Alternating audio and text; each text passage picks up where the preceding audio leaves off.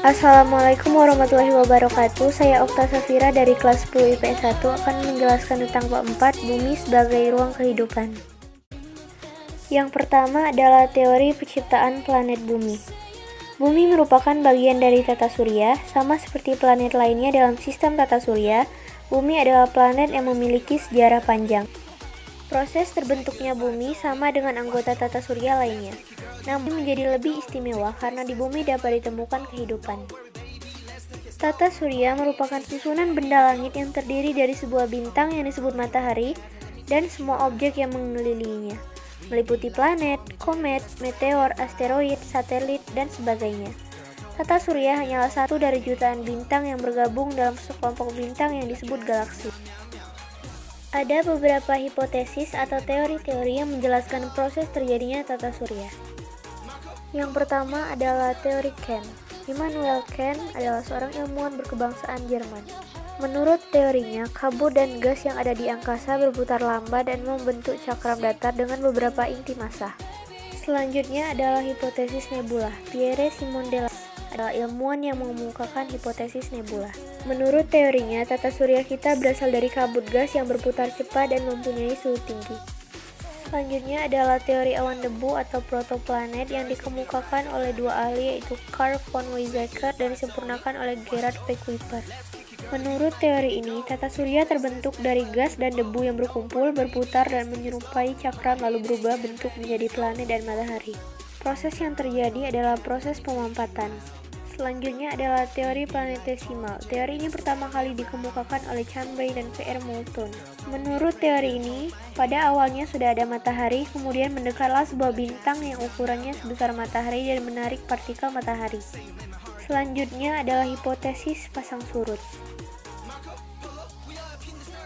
Menurut teori ini, bintang besar menarik gelombang pasang gas-gas panas matahari dan menempel pada bintang tadi. Selanjutnya adalah teori dari Raymond Arthur. Menurut teorinya, ada bintang yang menabrak salah satu dari kedua bintang raksasa, dan salah satunya hancur. Selanjutnya adalah rotasi dan revolusi bumi. Yang pertama adalah rotasi bumi. Rotasi adalah perputaran suatu benda mengitari porosnya atau sumbunya.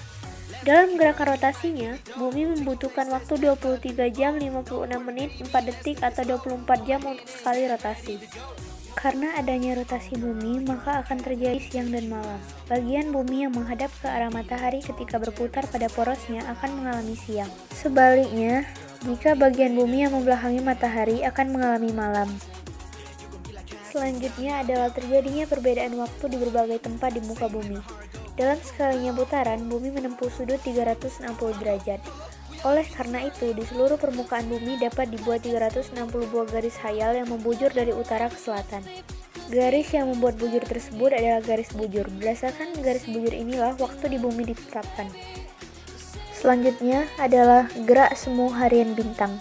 Akibat rotasi bumi, kita yang ada di bumi melihat seolah-olah mataharilah yang bergerak berputar dari timur ke barat mengelilingi bumi. Padahal yang terjadinya adalah matahari tidak bergerak, tetapi bumilah yang bergerak berputar mengelilingi matahari dari barat ke timur. Selanjutnya adalah revolusi bumi. Revolusi bumi merupakan sebuah peristiwa pergerakan bumi mengelilingi matahari selama 365 hari, 6 jam, 9 menit, 10 detik beredar dari barat ke timur. Akibat yang pertama dari revolusi bumi adalah perbedaan lama siang dan malam. Kombinasi antara revolusi bumi dan kemiringan sumbu bumi terhadap bidang ekliptika menimbulkan beberapa gejala alam yang diamati berulang-ulang setiap tahunnya. Daerah yang dekat dengan kutub akan mengalami siang yang singkat saat terjadi musim dingin. Sebaliknya pada saat musim panas, maka siang akan terasa lebih lama daripada malam. Yang kedua adalah perubahan rasi bintang. Rasi bintang di langit akan terjadi perbedaan pada setiap bulannya. Hal ini terjadi akibat revolusi bumi. Yang ketiga adalah gerak semu tahunan matahari. Gerak semu tahunan matahari merupakan gerakan semu matahari dari khatulistiwa.